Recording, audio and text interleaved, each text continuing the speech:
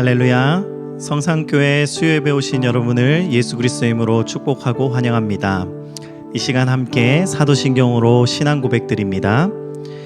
전능하사 천지를 만드신 하나님 아버지를 내가 믿사오며 그 외아들 우리 주 예수 그리스도를 믿사오니 이는 성령으로 잉태하사 동정녀 마리아에게 나시고 본디오 필라도에게 고난을 받으사 십자가에 못 박혀 죽으시고 장사한 지 사흘 만에 죽은 자 가운데서 다시 살아나시며 하늘에 오르사 전능하신 하나님 우편에 앉아 계시다가 저리로서 산자와 죽은 자를 심판하러 오시리라.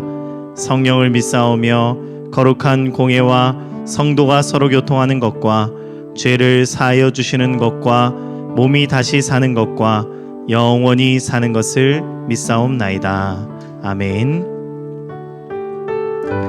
이 시간 함께 찬양하며 나아갑시다. 내 평생 사는 동안 주님만 찬양하겠습니다. 함께 찬양 드립니다.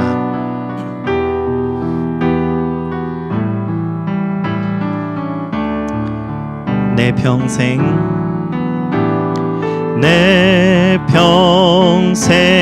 사는 동안 주 찬양하리. 여호와 하나님 내 주를 찬양하리. 주님을 묵상함이 즐겁도다. 내 영혼 주 안에서 참 기쁘리. 다시 한번 고백합니다. 내 평생 사는 동안 주 찬양하리.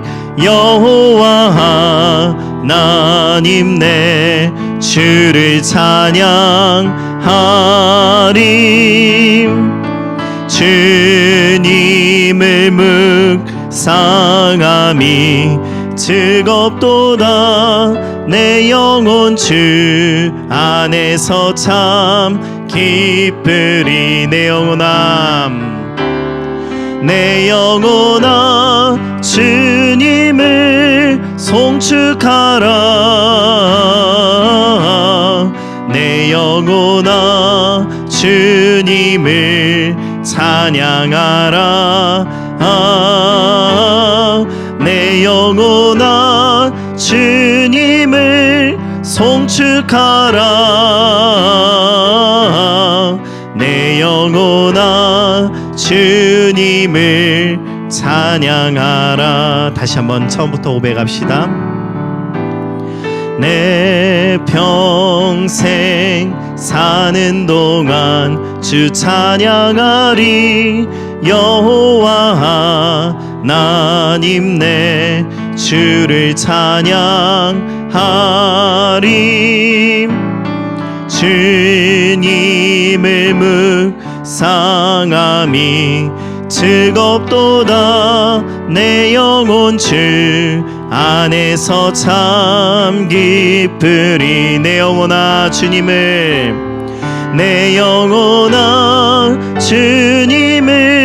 송축하라.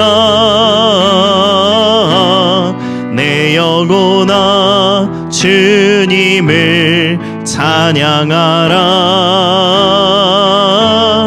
내 영혼아 주님을 송축하라. 내 영혼아 주님을 찬양하라. 아멘. 우리 계속해서 찬양 드릴 때 선하신 목자 날 인도하는 분 함께 찬양 드립시다.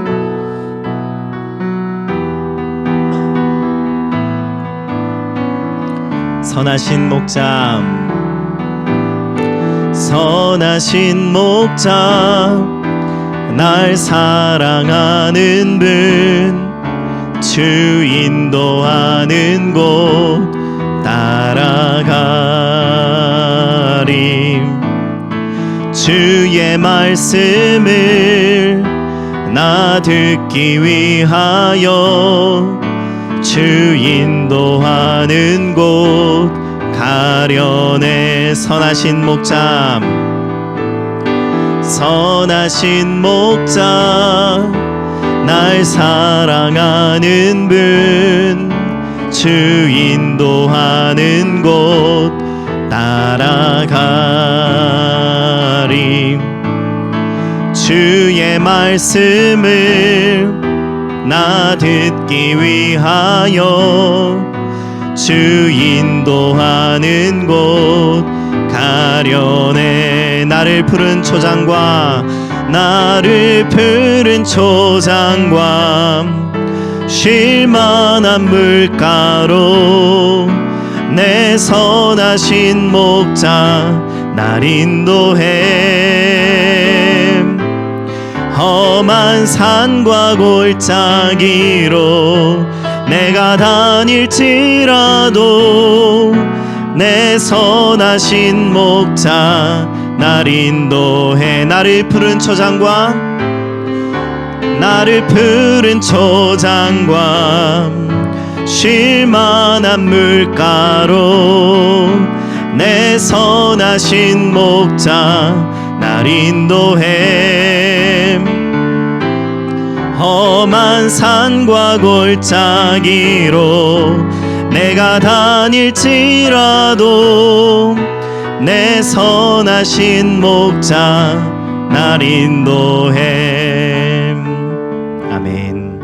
우리 시간에 함께 기도하며 나아갑시다. 함께 기도드릴 때 하나님 아버지, 오늘도 우리 말씀으로 또 성령으로 주님께서 우리를 이끄시고 인도하여 주시기를 간절히 소망합니다. 사모하는 자들에게 주님의 임재와 주님의 지혜가 함께할 수 있도록 도와주십시오. 우리 한번 같이 기도드립시다. 기도합니다. 하나님 아버지 감사합니다. 주님 앞에 엎드리며 이 시간 나아갈 때에 선하신 목자, 우리의 인도자 되신 그 주님을 바라보며 나아갑니다. 하나님 아버지께서 말씀으로 가르치시고 성령으로 깨우치시며 하나님 아버지 앞으로 나아가는 귀한 시간 되어질 수 있도록 역사하여 주시옵소서. 우리에게 지혜를 허락하여 주시옵소서.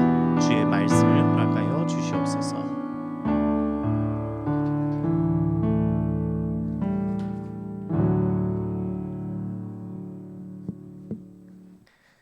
오늘 함께 보실 하나님 말씀은 로마서 2장 4절에서부터 5절까지 말씀입니다. 제가 봉독해 드리겠습니다.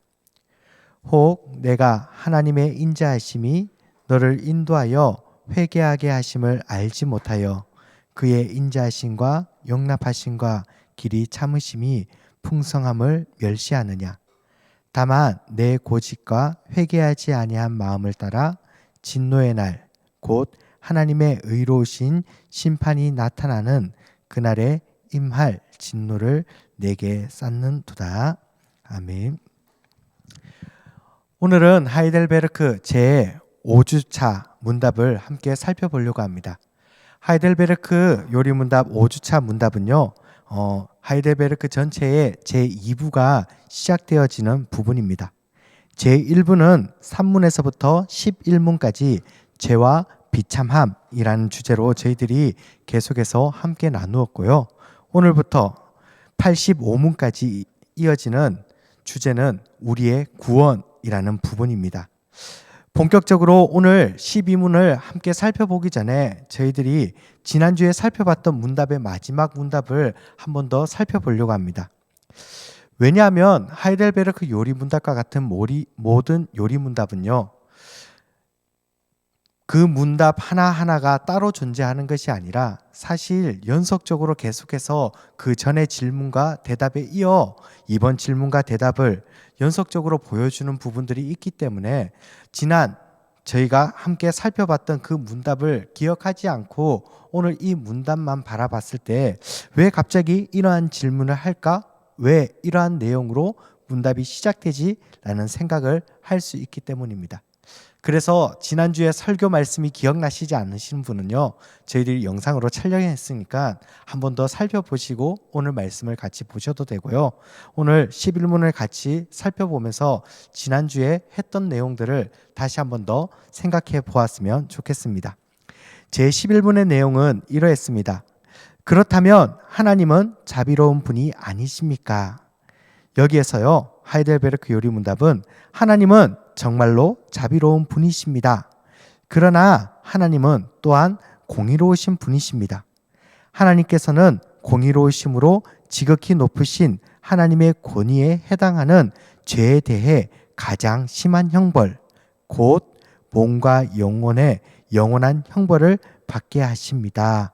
라고 우리에게 이야기해 주었습니다. 인간의 타락으로 인해서 우리는 하나님의 심판을 받게 되었습니다. 우리는 하나님께서 자비로우신 분이라는 것을 알고 있지만 그의 공의 때문에 우리는 우리가 지은 그 죄로 인하여 하나님의 심판을 받아야 된다고 분명히 11문에서 설명하고 있습니다. 그런데 이 11문에 이야기하고 있는 그 심판의 내용을 저희들이 때로는 가볍게 생각할 때가 너무나 많은 것 같습니다.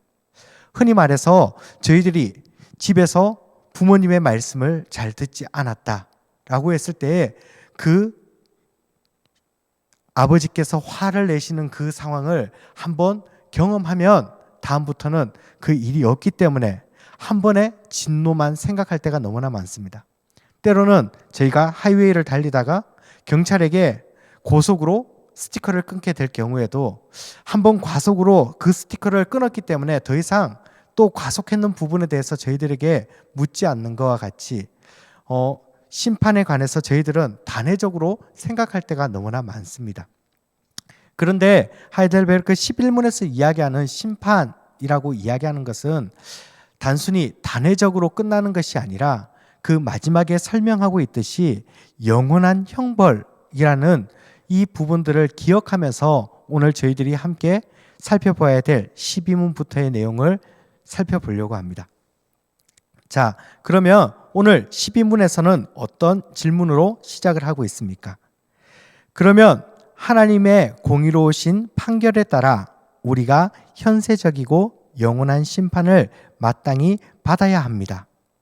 우리가 어떻게 이 심판을 피하고 다시 하나님의 은혜를 받을 수 있습니까? 지난 11문을 이어서 우리가 받게 될 그 형벌에 대해서 그것이 당연하다고 이야기하고 난 이후에 우리가 받아야 될 그 심판을 피할 수 있는 하나님의 은혜가 우리에게 있을까요? 라는 되게 단순한 질문인 것 같습니다. 사실 저희들이 노방 전도를 할 때 이러한 질문들을 종종 사람들에게 던질 때 사람들은 두 가지로 반응합니다. 사형리에서 이야기하듯이 당신은 죄인입니다. 그래서 당신은 하나님의 심판을 받아야 합니다. 라는 이러한 내용의 메시지를 선포할 때 대부분의 사람들은 첫 번째로 내가 왜 죄인이냐고 오히려 화를 낼 때가 있습니다. 하지만 어떤 사람들은 그 죄에 대해서 고민하며 난 어떻게 해야 될까라고 생각할 때가 있습니다. 바로 이와 같이 저희들은 이런 죄에 대한 반응에서 믿음의 자세로 이 죄의 문제를 어떻게 해결해야 될까라는 그러한 관점에서 이 문제를 12문과 같이 살펴봐야 됩니다. 하나님의 그 공의로우심으로 인하여 우리가 죄를 지었기 때문에 영원한 육과 영의 심판을 기다리고 있는 우리의 상황 가운데 우리는 어떻게 하나님의 은혜를 구할 수 있을까? 죄의 심판에 대한 그 상황을 생각할 때마다 우리는 어떻게 하나님의 은혜로 이 자리를 피할 수 있을까라고 생각할 수 있습니다. 오늘 이 문답을 처음 들으시는 우리 성도님들께서는 이 심판 가운데 우리는 어떻게 해야 될까요? 어떻게 하나님의 은혜를 받을 수 있을까요? 라는 질문을 받으신다면 무엇을 생각하시나요? 대부분 지금 이 예배의 자리에 앉아 계신 우리 성도님들은 예수 그리스도로 우리는 하나님의 은혜를 받을 수 있죠 라고 대답하실 것입니다. 그런데 오늘 하이델베르크 요리문답에서는 오늘 이 질문 어떻게 우리가 하나님의 은혜를 받을 수 있습니까? 라는 질문에서 단순히 예수 그리스도라고 대답하고 마치는 것이 아니라 왜 예수 그리스도가 우리의 구원자가 되셔야 하는지에 대해서 조금 더 자세하게 질문하고 있다는 것을 기억하면서 오늘 12문의 답을 함께 살펴보겠습니다. 하나님께서는 당신의 공의가 만족되기를 원하십니다. 그러므로 우리 자신에 의해서든지 또 다른 사람에 의해서든지 완전한 값을 지불받아야 합니다. 조금 이 대답이 이상하게 여겨지실 수도 있습니다. 하나님의 은혜를 받아야 되는데 그것이 예수 그리스도 말고 왜 이렇게 복잡하게 설명하지? 라는 생각을 할 수 있지만 조금만 더 쉽게 저희들이 이 문제를 살펴보기 원합니다. 하나님은 자비로우신 분이시지만 공의로우신 분이라고 분명히 우리에게 이야기했습니다. 그 공의가 만족되어야지만이 우리는 그 하나님의 심판을 피할 수 있습니다. 라는 이 생각은 사실 상식적인 생각입니다. 오늘 우리들은 예수 그리스도라는 그 대답이 너무나 쉽게 나올 수 있는 믿음의 환경과 상황을 경험해 왔습니다. 하지만은 왜 예수 그리스도 아니면 우리에게 구원을 줄 수 없어? 라는 그 질문에 우리들은 쉽게 대답하지 못할 때가 있습니다. 오늘 이 하이델베르크 요리문답의 대답을 다시 한 번 더 생각해 보십시오. 그 하나님의 공의, 그 심판을 우리가 어떻게 만족시킬 수 있을까라는 것을 먼저 생각해 보지 않으면은 우리가 쉽게 대답하는 그 예수 그리스도라는 답이 얼마나 가벼운지 느낄 수 있습니다. 그래서 하이델베르크 요리문답 12문에서는요, 그 하나님의 공의를 만족시키기 위한 두 가지 방법을 저희들에게 제시했습니다. 첫 번째는요, 우리 자신이 스스로 하나님이 원하시는 그 공의의 값을 만족시키거나, 다른 한 가지 방법은 우리가 아닌 다른 존재가 그 하나님의 공의를 만족시킬 수 있어야 합니다.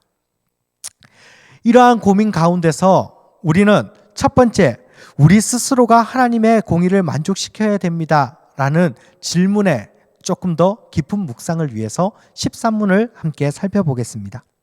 13문에서는 우리 스스로 하나님의 공의를 만족시킬 수 있는 완전한 값을 지불할 수 있습니까? 라는 그 질문에 절대 불가능합니다. 이와 반대로 우리는 매일매일 우리의 죄를 더 증가시키고 있습니다. 사실 13문의 이 답을 살펴보면 사람의 노력으로 우리는 하나님 앞에 나아갈 수 없어 라는 이 대답을 너무나 쉽게 하고 있다는 것을 알 수 있습니다. 아니, 사실 저희들이 지금 11문까지의 내용을 살펴보면 죄와 비참함에서 우리 스스로 그 문제를 해결할 수 없는 존재라는 것에 대해서 계속해서 공부해 오고 있었습니다. 그런데 우리들의 이러한 대답, 우리 스스로는 하나님 앞에 절대로 그 공의를 만족시키면서 나아갈 수 없어 라는 이 대답을 하고 있지만, 사실 우리가 우리의 삶에서 그 하나님의 공의를 스스로 만족시키기 위한 반복적인 역사가 우리 안에 있었다면 여러분들은 어떻게 생각하십니까?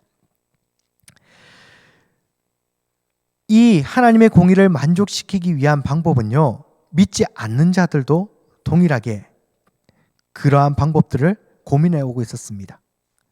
죄를 가진 인간, 하나님을 알지 못하지만요, 자신들이 만든 어떠한 절대적인 신, 그 신에게 그 만족을 주면서 나의 비참함, 나의 문제를 해결하기 위해서 끊임없이 사람들은 노력해 왔습니다.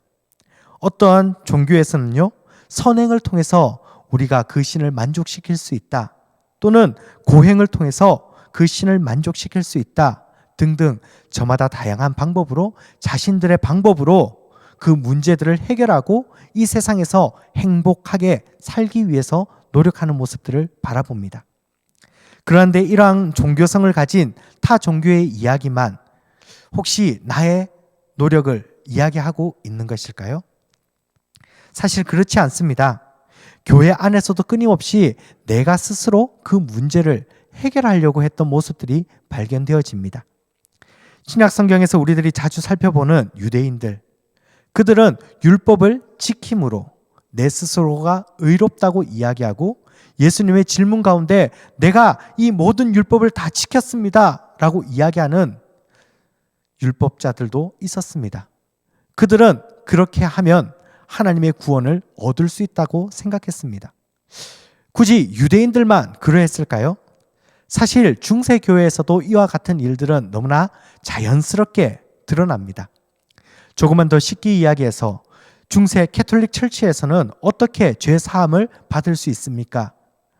라고 할 때에 그들은 사제들에게 찾아가 고해성사를 합니다. 그리고 그 고해성사를 통해서 나에게 주어져 있는 그러한 책임들을 행할 때에, 그리고 나에게 주어져 있는 그러한 벌칙과 같은 봉사활동을 행할 때에 우리는 구원을 받는다고 생각했던 그들을 생각할 수 있습니다. 그뿐만 아닙니다. 교회의 역사 속에서 세상을 떠나서 오직 하나님만 집중하면 된다라는 기도원 운동들, 그러한 것들을 생각해 볼 때 우리들은 우리 스스로가 어떠한 노력을 통해서 하나님 앞에 나아갈 수 있어, 구원을 얻을 수 있어 라는 생각들을 했던 것만 같습니다. 수도원 운동뿐만 아니라 오늘 우리 교회 속에서는 어떠합니까?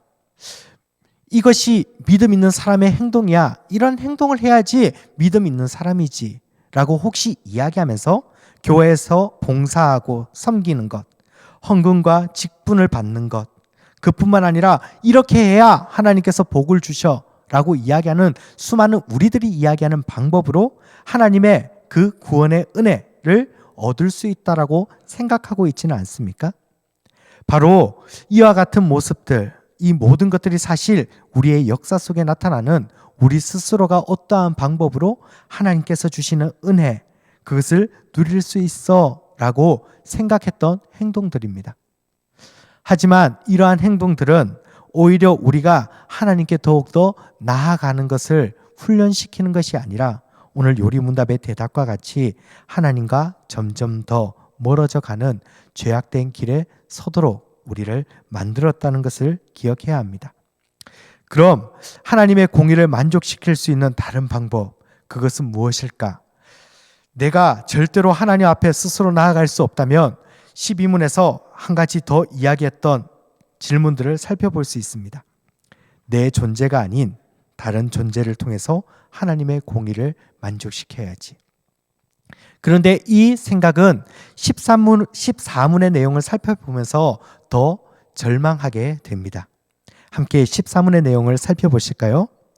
단지 어떤 피조물이 우리를 위하여 하나님의 공의를 만족시킬 수 있는 완전한 값을 지불할 수 있습니까? 답, 아무도 그럴 수 없습니다. 첫째로 하나님께서 인간이 범한 죄 때문에 다른 피조물을 심판하시길 원하지 않으십니다. 더구나 둘째로 어떤 피조물도 죄에 대한 하나님의 영원하신 진노의 짐을 질 수 없을 뿐 아니라 그 영원하신 진노로부터 다른 피조물을 구원할 수도 없습니다. 나 말고 다른 존재에 의해서 하나님의 공의를 만족시켜 보고자 했던 수많은 방법들. 하지만 하나님께서는 그러한 방법을 원하시지 않는다고 오늘 14문에서 이야기합니다. 이와 같은 내용은 사실 에스겔서 18장 20절에 더 분명하게 나와 있습니다. 범죄하는 그 영혼은 죽을지라. 아들은 아버지의 죄악을 담당하지 아니할 것이요 아버지는 아들의 죄악을 담당하지 아니하리니 의인의 공의도 자기에게로 돌아가고 악인의 악도 자기에게로 돌아가리라. 하나님의 공의의 원리는 인간이 지은 죄가 다른 어떠한 피조물에 의해서, 다른 어떠한 존재에 의해서 해결되어지는 것을 하나님은 원하시지 않습니다. 왜냐하면 그것이 바로 하나님의 질서이기 때문입니다.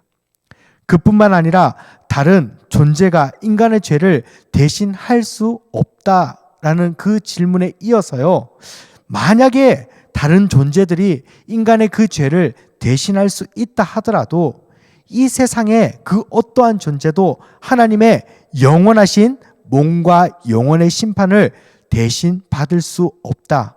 아니, 감당할 수 없다라고 이야기합니다. 왜냐하면 이 세상에 그 어떠한 존재도 영원한 존재가 없기 때문입니다.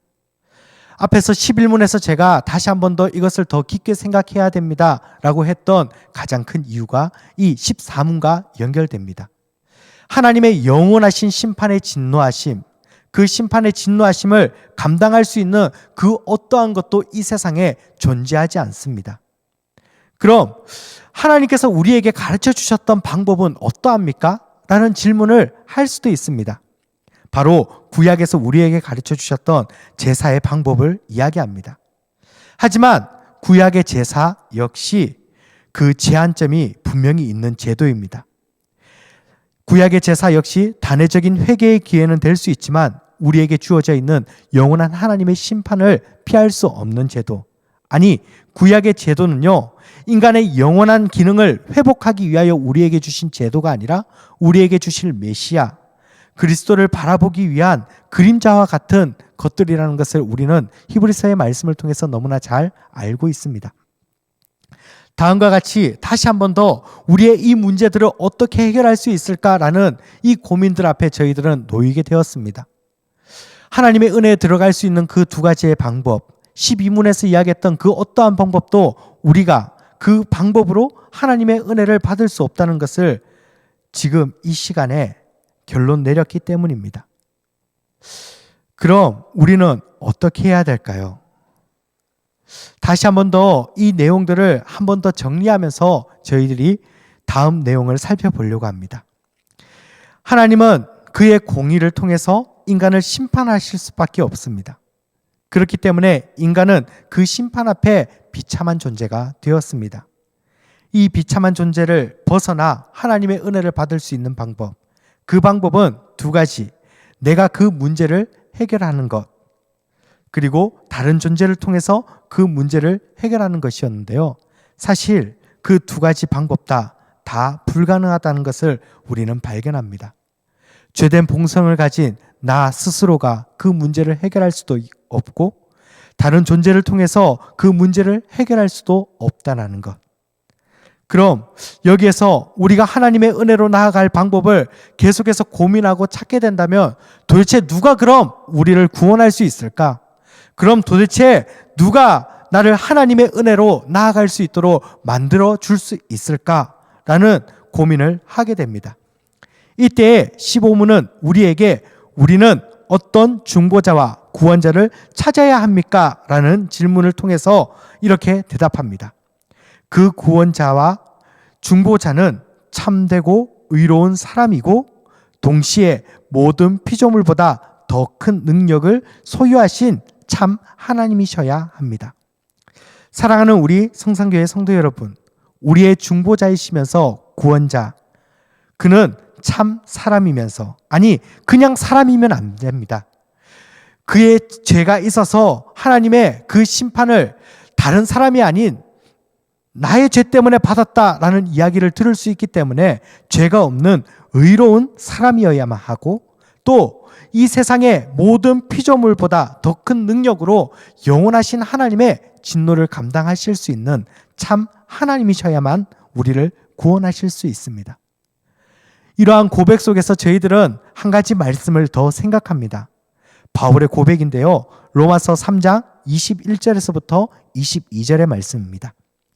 이제 율법 외에 하나님의 한 의가 나타났으니 율법과 선지자들에게 증거를 받은 것이라. 곧 예수 그리스도를 믿음으로 말미암아 모든 믿는 자에게 미치는 하나님의 의인이 차별이 없느니라. 이제 비로소 우리는 그 구원자, 우리의 유일하신 구원자 예수 그리스도를 고백할 수밖에 없습니다. 하나님의 구원의 방법, 그 방법에는 내 의와 내 방법, 여러 가지 주의 도움으로 나아갈 수 있는 것이 아니라 오직 우리의 유일한 중보자 되신 예수 그리스도만이 그 하나님 앞에 나아갈 수 있는 은혜의 길이 된다는 것을 우리는 발견하게 됩니다. 우리가 하나님의 은혜를 받기 위하여 주신 유일하신 한 가지 방법, 참 사람이시며 참 하나님이신 예수 그리스도. 오늘 저희들은 이 예수 그리스도를 다시 한 번 더 깊이 묵상하는 남은 한 주간이 되기를 소망합니다. 말씀을 맺겠습니다. 우리의 유일한 중보자는 예수 그리스도이십니다. 라는 질문으로 가기 위하여 오늘 저희들은 많은 문답들을 살펴봤습니다. 우리는 사실 하나님의 은혜를 이야기하면서 나의 유익과 내가 무엇인가를 함을 통하여 내 믿음을 표현할 수 있다라고 생각했습니다. 아니, 나는 이 정도 하면 믿음 있는 사람이야. 이 정도 하면은 나는 열심히 하고 있어. 다른 누구보다 나는 믿음을 가진 사람이야. 라는 그러한 이야기들을 꺼리낌 없이 했을지도 모릅니다. 사랑하는 우리 성산교회 가족 여러분, 다시 한 번 더 우리는 오늘 이 문답을 통해서 우리 모두가 하나님의 은혜가 필요한 존재라는 것을 깨닫고, 그리고 그 은혜를 얻기 위한 단 한 가지 방법, 유일한 중보자를 바라보는 것을 다시 한 번 더 묵상하기 원합니다. 하이델베르크 요리 문답의 시작에서 우리에게 사나 죽으나 유일한 위로는 오직 예수 그리스도 뿐이십니다 라고 고백한 우리의 이 문답의 전제를 다시 한 번 더 기억하면서, 오직 우리가 하나님의 은혜를 받기 위하여 고백한 그 예수 그리스도, 그 예수 그리스도의 은혜의 풍성함이 오늘 저희 모든 성도님들의 삶 가운데 충만하기를 축복합니다. 함께 오늘 이렇게 기도하며 나아가기를 소망합니다. 하나님, 우리가 어떻게 하나님의 은혜를 경험하였습니까? 예수 그리스도를 이야기하면서 혹시 나의 의, 나의 방법들, 이러한 것들로 하나님께서 주시는 유익, 만족들을 누리려 하지는 않았습니까? 사람들이 이러한 사람이 믿음의 사람이야 라는 그 이야기들이 혹시 내가 믿음의 길을 걷고 있는 그 길의 방법이지는 않았습니까? 오늘 문답을 다시 한 번 더 살펴보면서 내가 가진 그 믿음, 그것은 내가 어떠한 방법으로 그 문제를 해결할 수 있는 것이 아니라 오직 하나님께서 주신 방법, 예수 그리스도 이외에는 그 어떠한 것도 하나님의 은혜를 받을 수 없어, 하나님의 긍휼하신 그 은혜를 받을 수가 없어 라는 것을 한 번 더 고백하면서, 하나님, 나에게 다시 하나님의 긍휼한 은혜를 주시옵소서. 우리 가정에 그 긍휼한 은혜를 경험하게 하여 주시옵소서. 우리 성산교회가 그 은혜를 경험하게 하여 주시옵소서 라고 기도하며 나아가기 원합니다. 그리고 계속해서 교회의 기도의 제목을 들고 기도하기 원합니다. 캐나다와 세계의 모든 경제가 하나님 다시 회복되어서 저희들이 하나님께 나아갈 수 있도록 하여 주시옵소서. 영상 예배로 인하여 영적으로 나태함에 빠지지 않게 하시고, 또 연로하신 분들과 연약하신 분들이 하나님의 지키신 가운데 하나님의 보호하심 속에 늘 나아갈 수 있도록 하여 주시옵소서. 우리의 가정의 안전을 하나님께서 지켜주시옵소서. 그리고 마지막으로는 빠른 시일 내에 하나님, 우리가 다시 모여서 함께 예배하며 하나님께 영광 돌릴 수 있는 환경을 주시옵소서 라고 함께 기도하며 나아가겠습니다. 함께 기도하겠습니다. 우리와 함께 하신 하나님, 우리를 지키시는 하나님, 다시 한 번 더 저희들이 이 시간에 마음 모아서 기도합니다. 혹시 하나님, 우리가 하나님 앞에 심판을 받을 수밖에 없는 존재이지만 어떻게 하면 그 하나님의 심판 앞에서 은혜를 받을 수 있을까 고민할 때, 혹시 내가 표현하고 이야기하는 수많은 방법들이 혹시 내 의를 드러내서 이야기하는 것은 아니었습니까? 이렇게 하면 하나님께서 우리에게 복을 주셔. 네가 더 많은 봉사를 하면 하나님께서 복을 주실 거야. 내가 더 많이 기도하면 하나님께서 복을 주실 거야. 네가 더 많이 교회에서 봉사하면 하나님께서 너를 채우실 거야 라는 그러한 고백들이 오늘 우리들에게 있지는 않았습니까? 그것을 통해서 우리들이 하나님이 구원의 은혜를 누릴 수 있을 거라고 이야기하지는 않았습니까? 하나님, 다시 한 번 더 저희들의 믿음을 점검하며 나아갑니다. 우리의 방법이 아닌 하나님의 방법을, 그리고 하나님께서 우리에게 주신 유일하신 방법을 다시 한 번 더 통하여 하나님의 은혜를 경험하기를 소망합니다. 하나님께서 주신 구원의 은혜, 참 의로우신 사람이시며 이 세상의 그 어떠한 피조물보다 더 위대하신 하나님만이 우리의 구원자 되심을 다시 한 번 더 고백하오니, 하나님, 오늘 이 시간 저희들에게 그 은혜를 발견하게 하시고 우리의 삶 가운데 그 부분들을 채워지게 하여 주시옵소서. 뿐만 아니라 하나님, 이 어려운 코로나19 이후에 우리들의 삶 가운데 주님 무너져 있는 수많은 상황을 주님 회복시켜 주시옵소서. 아버지와 사람들은 과학이 발전하면 우리들의 삶이 더 풍요로워진다고 이야기하지만 그것이 사실이 아님을 우리는 요즘에 너무나 잘 느끼고 있습니다. 과학이 발전하면 발전할수록 아버지와 더 무너져 있는 모습, 더 어려운 모습, 더 위험한 상황들이 우리들에게 다가옴을 경험합니다. 하나님, 이 모든 것이 우리가 더 하나님을 바라볼 수 있는 기회의 시간이 되게 하여 주시옵소서. 뿐만 아니라 흩어져 있는 우리 모든 성도님들, 그 상황 가운데서 하나님, 무너져 있는 삶을 살지 않도록, 지쳐 있는 삶을 살지 않도록 붙들어 주시옵소서. 특별히 모여서 함께 예배드리는 곡정 예배가 아버지와 쉬어지고 있는 이 상황 가운데 우리들의 신앙이 무너지지는 않을까? 우리들이 하나님을 바라보고 나아가는 그 열정이, 하나님께서 주시는 그 은혜가 아버지여 무너지지는 않을까? 아버지 고민합니다. 아버지, 우리의 방법이 아닌 하나님의 그 은혜로 우리를 채워주시옵소서. 아버지, 흩어져서 예배하는 모든 우리 믿음의 가정마다 주님, 그 가정들을 하나님께서 붙드시고 하나님께서 채워주시옵소서. 우리의 유일한 은혜의 방법, 그 예수 그리스도의 은혜가 우리들의 삶에 충만하게 하여 주시옵소서.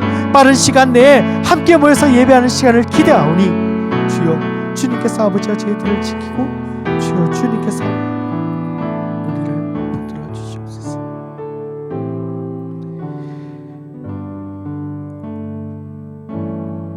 우리는 하나님의 은혜가 간절히 필요한 시대를 살아가고 있습니다.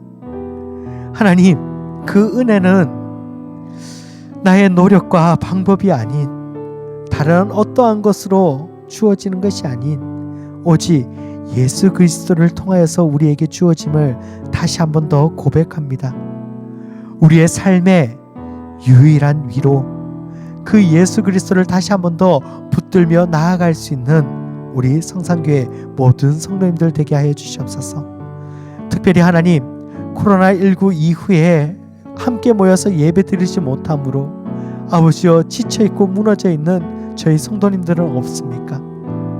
하나님, 이 시대에 저희들이 다시 바라보아야 될 것들이 무엇인가, 이 하이델베르크를 통하여 다시 한 번 더 묵상하는 시간을 가지오니 하나님, 지쳐있고 흩어져 있는 우리 모든 믿음의 가정들, 하나님, 하나님께서 더욱더 붙들어 주시고 위로하여 주시며 연약한 자들을 회복시키시는 하나님의 그 은혜를 경험하며 다시 함께 모여서 말씀으로 나누고 교제하는 그 시간을 통하여 우리의 유일한 위로 되시는 예수 그리스도의 그 은혜가 우리의 가정에 얼마나 컸는지 다시 한 번 더 고백하고 나눌 수 있는 저희 성산교회 되어지도록 하나님 도와주시옵소서.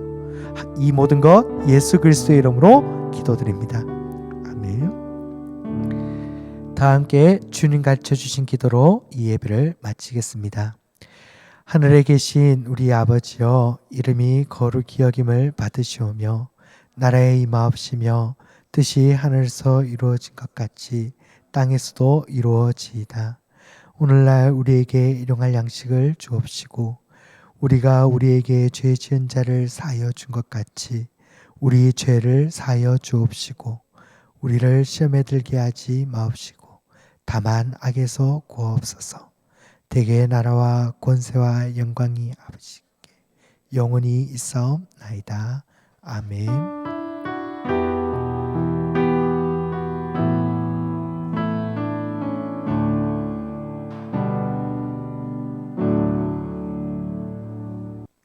특별한 광고는 없습니다만은 카톡에 나와 있는 주보 광고를 참조해 주시고요. 특별히 우리 캐네디언 교회를 위해서 여러분 많이 좀 기도해 주시기 바랍니다. 우리가 영상 예배를 드리고 싶어도 캐네디언 교회가 이를 허락하지 않고 또 모이는 것에 너무 많은 두려움을 가지게 되면은 저희들이 영상 예배를 드리는데 속히 시작하는데 어려움을 좀 겪을 수가 있습니다. 그러므로 우리 캐네디언 교회가 또 안전한 방법으로 모일 수 있도록 또 지혜를 찾고 또 이 일에 대해서 또 담대하고 또 저희들도 서두르지는 않습니다만은 그러나 또 너무 오래 흩어져 있는 것도 저희들도 재고를 해야 할 문제들이기 때문에 여러분 어떤 형태로 모이든 간에 모일 수 있도록 캐네디언 교회도 좀 고민을 하고 또 지혜를 나누어서 우리 모두가 다시 한번 적은 숫자든 어떤 형태로든 함께 다시 모여서 예배 드릴 수 있도록 여러분 그런 일들이 좀 일어날 수 있도록 여러분 많이 기도해 주시기 원합니다. 그래서 특별히 저희들이 모이고 안 모이고는 우리 캐네디언 교회에서 협조를 도와주셔야만이 가능합니다. 그러니 우리 캐네디언 교회를 위해서 목사님을 위해서 또 기도해 주셔서 우리 예배가 또 다시 모일 수 있는 조그만 기회들이 문들이 열리시도록 기도 부탁드립니다. 예, 남은 한 주간도 주 안에서 승리해 주시기 바랍니다.